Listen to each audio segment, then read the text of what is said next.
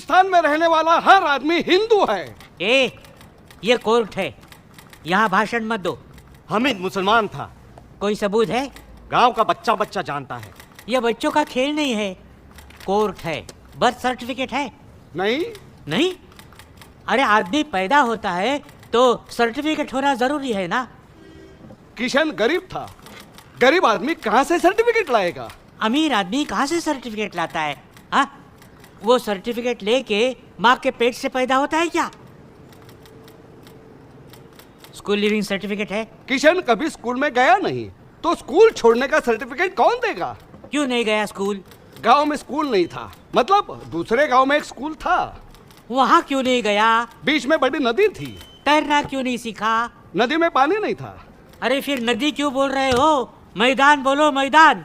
गांव में सब उसको नदी ही बोलते हैं, नदी की पूजा करते हैं। नदी